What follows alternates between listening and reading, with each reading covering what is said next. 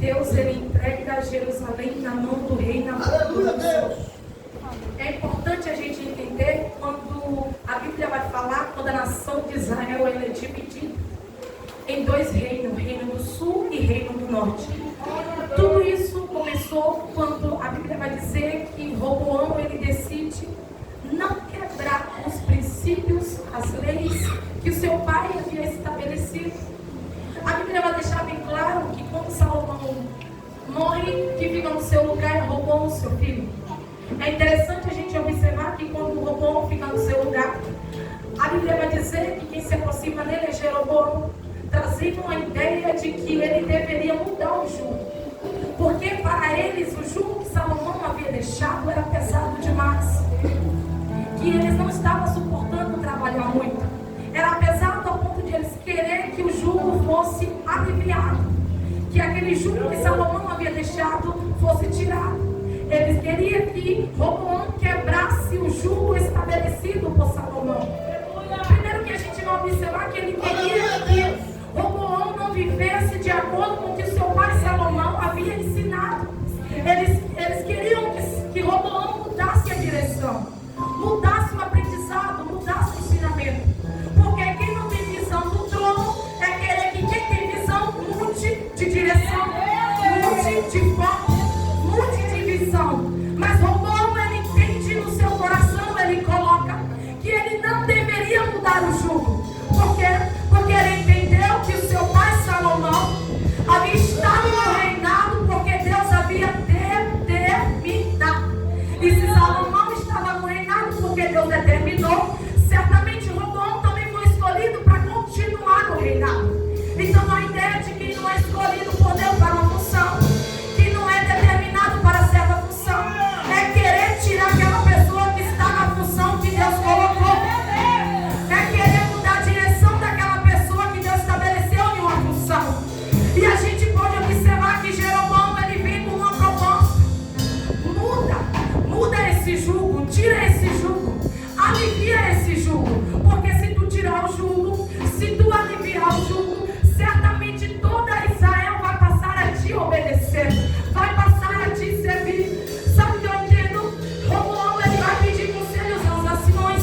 Os anciões que estavam todavia com Salomão, ele queria ouvir a respeito do que os anciões queriam dizer. E a Bíblia vai dizer que os anciões chegam para Roboão e falam: olha, sabe o que você faz? Você alivia o jugo, alivia esse fardo que está pesado demais, diminua a quantidade de trabalho porque o povo vai te servir.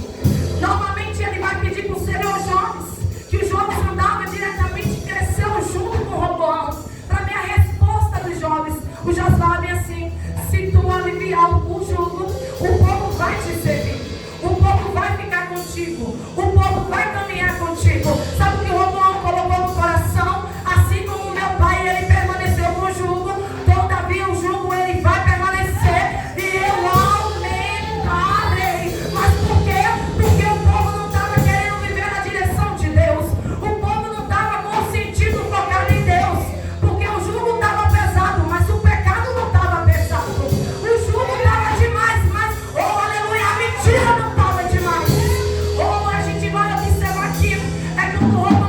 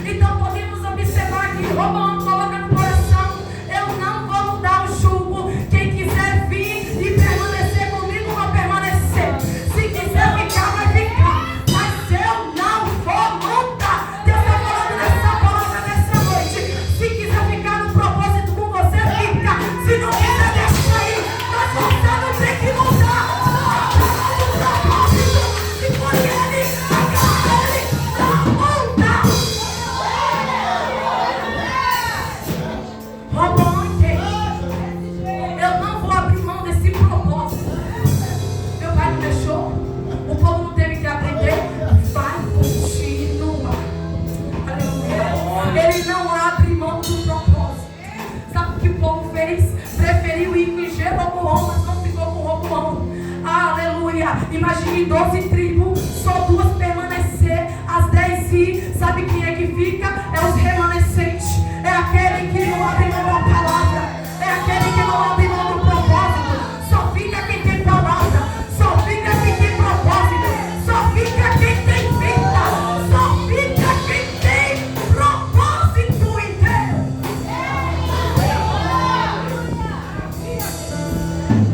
E por essa questão, começou a nação passar, entrar em guerra. Porque a nação foi dividida. Jeroboão queria entrar em guerra com Judá. Porque agora podemos observar que quando o povo começa a entrar em guerra, o pecado continuou aumentando ali na nação de Israel. O povo começou a perecer. A nação começou a se corromper ainda mais. As pessoas estavam tão incrédulas que não queriam saber mais a respeito do que era pregado e anunciado. Foi necessário Deus usar profetas, levantar profeta na nação para poder profetizar o arrependimento e mudança.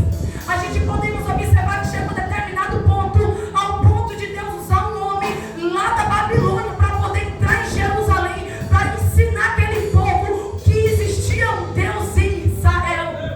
Tudo isso foi fruto da desobediência, porque o povo queria que o jugo fosse mudado. Mas por quê? Porque eles queriam ficar na prática do pecado, na prática do erro. Eles não estavam nem aí para querer se submeter à vontade de Deus. Mas chegou um certo dia que Deus teve que usar Nabucodonosor para poder ir em Jerusalém, dar uma lição naquele povo. Se eles não queriam submeter a Deus, agora eles iam ter que submeter o rei da terra. Se nem eles saberem que era o próprio Deus que estava usando o rei Nabucodonosor para dar uma lição naquele povo. Ei, deixa eu te falar a verdade aqui nessa noite. Muitas das vezes Deus vai usar até pessoas para tentar ferir algo em você, para depois ele te ensinar que você precisa aprender a perdoar também, aprender a entender que você não é melhor do que ninguém, que você precisa passar pela mudança, pelo aprendizado.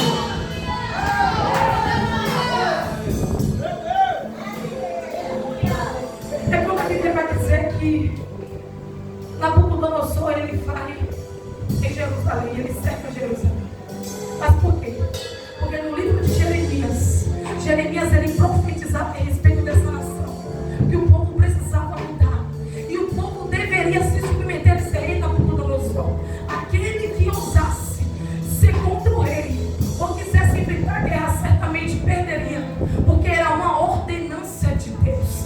É interessante que quando a gente pode observar essa palavra, quando o rei Nabucodonosor vai em Jerusalém, que traz o rei Joaquim para a Babilônia, ele observa que lá em Jerusalém tinha jovens que eram tementes, jovens capacitados, jovens preparados. Ele olha para as penas e fala: olha, vá lá em Jerusalém e busca alguns jovens. Ele não está falando busca todos os jovens, busca alguns jovens. Mas por que alguns? Porque esse alguns estava preparado, porque esse alguns tinha presença, porque essa minoria tinha a presença de Deus, porque a minoria que estava em Judá, ou não abria mão do propósito, não renunciava ao propósito, porque tinha a presença de Deus. Era alguns porque tinha propósito por Deus. Ei, jovem, deixa eu te falar nessa noite, é a minoria, é essa minoria que Deus está usando, é essa minoria que Deus está levantando, é essa minoria que Deus conta nessa noite. Aleluia! Meu Deus! Traz alguns jovens de Jerusalém a lhe ajudar. Ainda ele falava assim: jovens que tivessem habilidades, capacidade, sábios em ciência, entendido no conhecimento, para poder aprender no idioma e nas leis anunciadas. É quando ele decide trazer os 4 jovens para a Babilônia. Todo mundo conhece essa história, que Ananias, Azarias, Misael e Daniel, ele traz para a Babilônia. Primeira coisa que aconteceu aqui é quando eles chegam em Babilônia, o cenário é totalmente diferente. O cenário não era um cenário igual em Judá, porque provavelmente em Judá eles tinham a reunião deles ali para poder buscar a Deus, para momento de se dedicar a Deus. Mas quando ele chega em Babilônia, ele vê que o cenário é diferente. Em Babilônia, esse Deus que ele, aleluia, ouvia lá em Judá, em Babilônia é ouvido falar de outros deuses. Então, quando Daniel chega em Babilônia, a Bíblia vai dizer que quando ele chegar, eles decidem servir Daniel e os 3 amigos de Daniel. Quando eles buscam servir Daniel, a primeira coisa que Daniel coloca em seu coração é não querer comer do manjar do rei. Mas por que Daniel não queria comer? É porque Daniel tinha um propósito específico. Porque quem tem propósito sabe quando precisa e quando não precisa. Quem tem propósito sabe o que come e o que não come. Quem tem propósito sabe aonde pisa. Quem tem propósito sabe o que fala. Quem tem propósito sabe a companhia que tem do seu lado. Quem tem propósito com Deus entende que o propósito vale mais do que qualquer outra coisa. Se você tem propósito, não abra mão desse propósito, ainda que te ofereça as coisas materiais, mas agarre no seu propósito. Fique no seu propósito. Contaminado com as coisas que está vindo, está achando que é Deus que está dando. E Deus está falando aí, segura nesse propósito que eu coloquei sobre você. Segura, igreja, no meu propósito.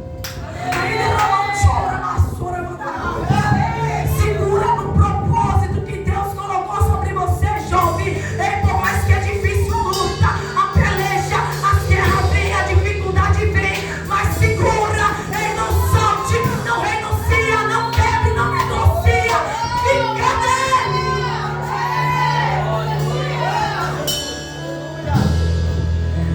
Daniel, ele coloca no coração em não comer, porque ele sabia que era uma comida contaminada, era oferecida aos ídolos.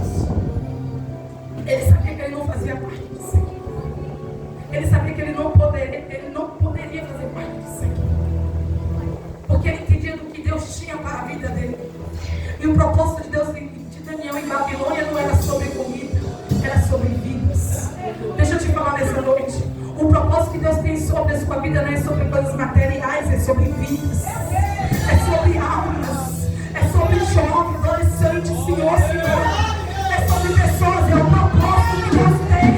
Não se tratava de comida, não se tratava de outras coisas materiais, não. Era almas que precisavam ouvir a palavra de Deus. Era necessário alguém em Babilônia pregar a palavra de Deus, falar desse Deus.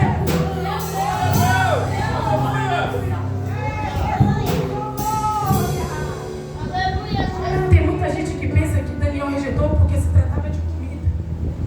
Mas isso aqui só me traz a entender que isso aqui se tratava de almas. Que ele sabia que se ele comesse, a sua alma poderia perecer. Inclusive a Bíblia vai falar que quando ele decide não comer, que ele pede para ficar apenas 10 dias, tomando água e comendo legumes, que ele olha as aparências dos outros jovens, ele vê totalmente diferente. Mas por quê? Porque não se trata do que a gente come fisicamente, mas se trata do que a gente come espiritualmente. O que é que você está comendo nessa noite? De qual palavra você está comendo nessa noite? Ele começa a comer mais dessa palavra. É dessa palavra aqui que traz vida. É dessa palavra aqui que faz você renunciar. É dessa palavra aqui que faz você não abrir mão do propósito. É essa palavra.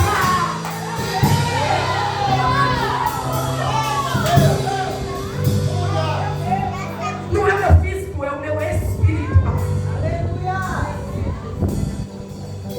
É o meu espiritual. Quando Daniel decide não comer, o chefe que havia servido eles ficou até com medo. Só que é interessante que Deus ele fala que já daria graça para Daniel suportar diante do chefe dos eunucos. Porque não seria fácil ele abrir a boca dele dentro de Babilônia e falar que não comeria. Todavia ele poderia estar arriscando a sua vida. Mas ele tinha conhecimento e entendimento que assim como Deus tirou ele lá de Judá e levou ele para a Babilônia, era sinal de que Deus estava o protegendo e o guardando. Deixa eu te falar nessa noite, independente do lugar onde Deus vai te levar, não tenha medo de tu abrir a tua boca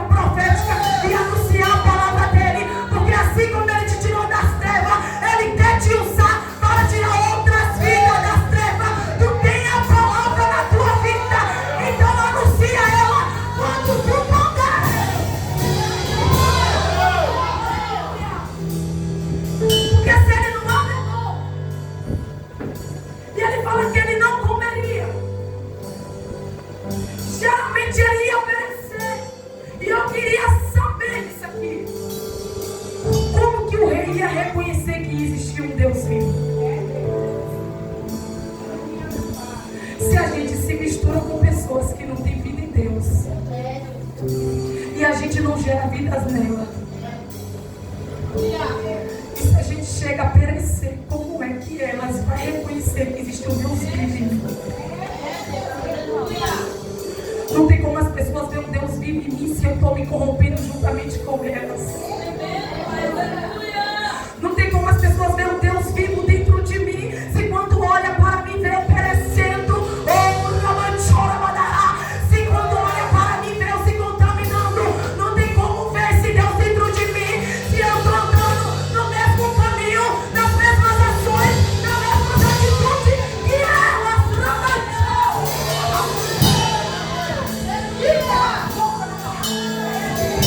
Porque se eles andam no mesmo caminho, na mesma direção que os outros jovens, certamente eles iam perecer e nunca queriam ver Deus neles. Mas quando eles andam na mesma direção, eles reconhecem que verdadeiramente havia um Deus em Israel.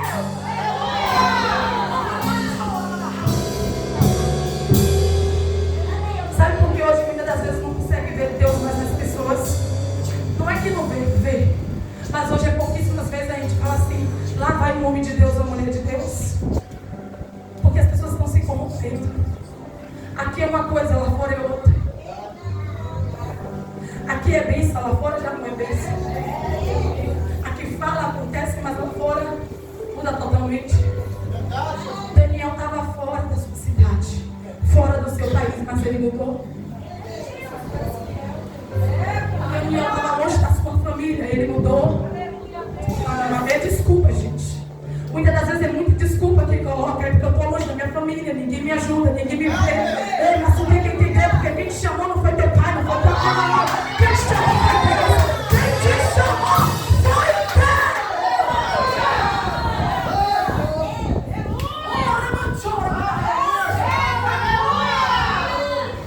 Porque na maioria das vezes, olha isso aqui como desculpa e fala bem assim: não, mas eu não tenho uma base espiritual, eu não tenho uma estrutura espiritual, então eu faço o que eu quero, eu ando como eu quero, eu acho como eu quero, ninguém me corrige, ninguém me orienta. Mas eu vim te falar nessa noite que há um Deus que te orienta, há um Espírito da verdade que te orienta, aquele consolador que está com você, que não abre mão de você, que não deixa você, é Ele que te orienta. A igreja, deixa eu te falar nessa noite, independente do lugar, seja você uma mulher de Deus, seja você um homem de Deus, anuncie o Evangelho com toda atitude, com todo comportamento, com teu testemunho.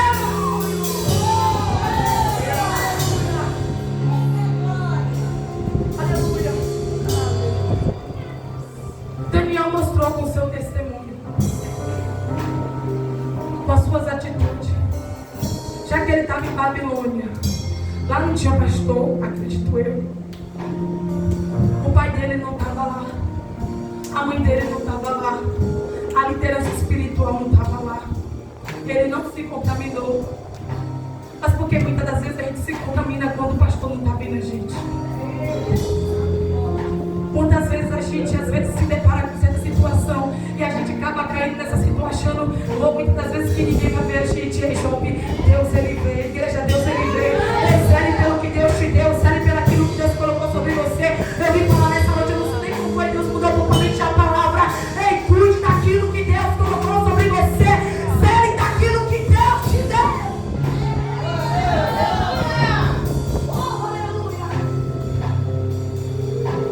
É interessante que nesse capítulo primeiro aqui, ele decide não querer se contaminar.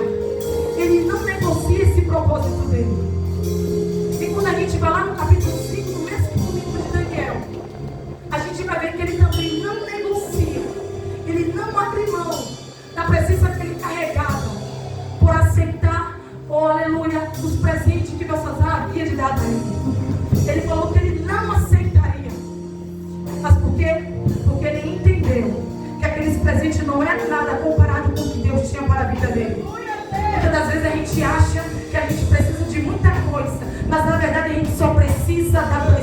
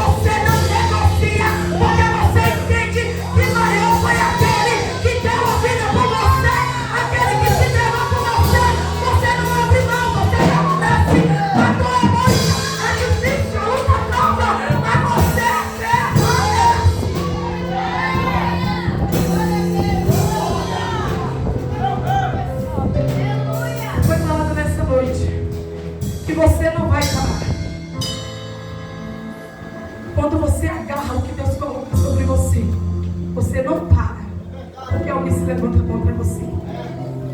Você não paralisa, não estaciona porque alguém se levanta contra você. Mas sabe por quê? Porque você entendeu que debaixo de palavras da terra, você está debaixo de uma